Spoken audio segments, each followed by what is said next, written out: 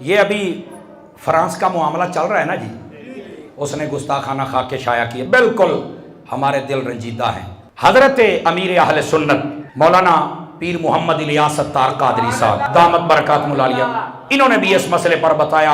وہاں پر آپ نے جب پیغام دیا نا تو بات کرتے کرتے آپ نے پہلے سارا اللہ تجھے غرق کرے اور تمہیں تباہ کر دے، برباد، ساری باتیں کی، اور چلتے چلتے جیسے بندہ درد دل کہتا ہے نا یار اگر ہم ان تک نہیں پہنچ سکتے، مار نہیں سکتے، تو اللہ تجھے ہدایت دے دے اور تو کلمہ پڑھ لے اور تجھے پتہ چلے حضور کی شانیں کیا ہے۔ حالانکہ کرنے والی باتیں آپ نے ساری پہلے کرنی۔ ایک سلیم الفطرت بندہ سمجھ سکتا ہے کہ ان کی بات میں کوئی لوز پوائنٹ نہیں ہے، لوگوں نے شور مچا دیا۔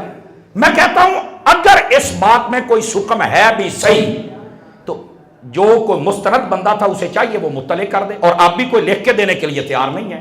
بک بک کرنے والے 4-5 مختلف نسلوں کے ہیں۔ میں نے کہا بیٹا بات یہ ہے، یہ موقع تم نے دیا ہے، اب ہمیں یہ نہ کہنا کہ باپا کی یہ تربیت نہیں۔ میں نے کہا تیرے پاپا کی یہی تربیت ہے کہ تو کلپ کاٹ کے بک بک کر رہا ہے؟ تجھے حیا نہیں آتی ہے یار؟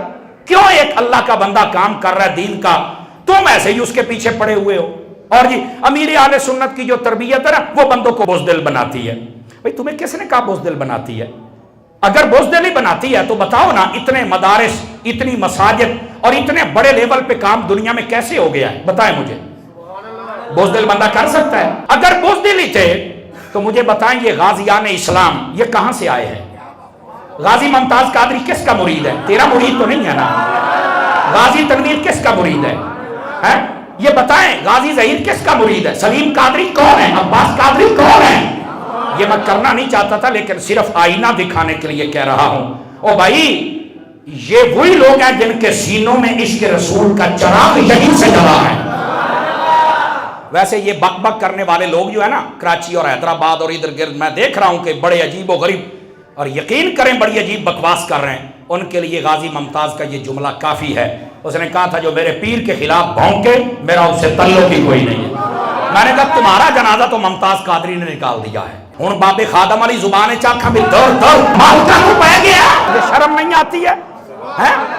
اگر ہماری تربیت تو چلو ٹھیک نہیں، تو آڈے دی تہی تربیت نا ہن میں وہ دندہ پہ ہاں۔ بابا جی خادم صاحب تو یہی کہتا ہے نا، چلو میں اس زبان میں کہہ لیتا ہوں، ہن دس۔ اور یقین کریں حیدرآباد کا ایک بندہ، میں پچھلی دفعہ جب گیا میں سپیشل مل کے آیا اس بندے کو، کیونکہ ہمیں سکھایا گیا عالم ہو تو اس کو ملیں، اعلیٰ حضرت کا نام لینے والا ہے، ملنا چاہیے۔ میں گیا 10 اس نے اتنے گھٹیا الفاظ استعمال کیے، خدا کی قسم مجھے افسوس ہو رہا ہے کہ اس کے ہاتھ چومنے سے بہتر تھا میں حضرت عطار کے گلی کے کسی کتے کے پاؤں چوم لیتا، اس کے مجھے ہاتھ نہ چوم۔ اتنا گھٹیا انسان، آپ بڑی تکلیف ہوگی لیکن میں کہنا چاہتا ہوں مولوی تیرے اندر کا کمینہ پن ہے جس کا کہتا ہے جاہل پیر کے جاہل مرید فلاں نے کہا فلاں نے کہا۔ میں کہا تو کون ہوتا ہے بک بک کرنے والا؟ اور کہتا ہے میں ٹائیفائڈ میں ہوں، بس میں نے کہا میں بیان کر دوں۔ اب میں نے کہا یار تجھے شرم کرنی چاہیے تھی، قبر میں تیری ٹانگیں ہیں اور تو کیا فتنہ کھڑا کر رہا ہے؟ بکی ہو دی داڑھی ہے، یقین اللہ تے کرو، چبل مار بیٹھا ہے، اور اب افراتفری پھیلی ہوئی ہے۔ یہ لوگ فتنہ پیدا کرتے ہیں، ایسے لوگوں سے ہمارا کوئی تعلق نہیں ہے۔ ہم تمہیں عزت دیتے ہیں، تم ہمیں بک بک کرتے ہو یار، تمہیں کوئی تمیز نہیں۔ اور کئی ایسے یتیم الانبیاء ہیں جو وضاحتیں دیتے ہیں، تو اسے وضاحت مانگی کس نے؟ تو کون ہے بتا نا بھائی، حمایتوں میں اور تو کون ہے حمایت کرنے والا؟ جب پرام دفاع اتار تیرے حامی و ناصر ہے مصطفیٰ، کس کی مجال ہے جو تجھ کو دبا سکے؟ شرم کرو مولوی صاحب، شرم کرو۔ مجھے افسوس ہو رہا ہے کہ میں نے تیرے ہاتھ چومے ہوئے ہیں، اس سے بہتر تھا کہ میں غوث پاک کے کسی کتے کے قدم چوم لیتا۔ بس شرم کرو یار، اتنا جھوٹ بول رہے ہیں آپ۔ دونوں علماء کے جواب، اب سارے علماء تیرے پیچھے۔ اور پھر ادھر دیکھو، کئی لوگ ہوتے ہیں جو صرف فساد کی جڑ نہیں ہوتے بلکہ مکمل فساد کے درخت ہوتے ہیں۔ وہ کراچی میں بیٹھا ہے کہ وہ چھوٹا سا بچو ہے، ابھی تک نا اس کے میں سمجھتا ہوں کہ دانتوں میں سے فیڈر پینے والے دودھ کی ابھی بدبو بھی نہیں گئی، وہ بھی بک بک کردہ بیٹھا ہے اور کل تک انہی کے ٹکڑوں پہ پڑ رہا ہے۔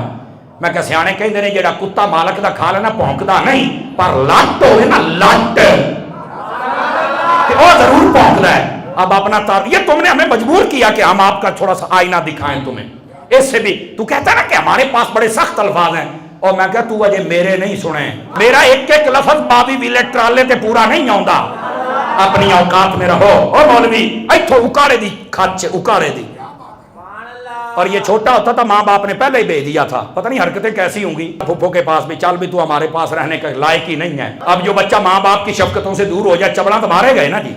اب وہ بک بک کر رہا ہے، وہ جی وہ کہتے ہیں کہ فرانس کا صدر آ جائے اور دعوت اسلامی میں آ جائے۔ چبڑ جان دی اسی تیرے ورگی چبڑ نو نہیں برداشت کر دے، انہوں کی میں کریں گے دس۔ اس واسطے تھوڑے جا اپنی اوقات میں، اور اب ہمت پیدا کر بیٹا، حوصلہ پیدا کر۔ اور سن لو، میں آخری بات کہہ رہا ہوں، اتاریو میں آپ سے بھی مخاطب ہوں، نگران شورا کی بات آپ کو یاد ہے نا؟ میں اگرچہ صرف مرید ہوں، میرے پاس کوئی عہدہ نہیں ہے، میں صرف مرید ہوں، میں بڑا ادھر سے ہوں، میری محبت ہے، میں نے ان کو دیکھا ہے، بڑے قریب سے دعوت اسلامی کو دیکھا ہے۔ خدا کی قسم، نہ یہ گستاخ ہے، نہ یہ گستاخ بناتے ہیں، نہ یہ بے ادبی سکھاتے ہیں، بلکہ جو دن بڑھ رہے ہیں میں نے ان میں ادب اور عشق کو بڑھتے دیکھا ہے۔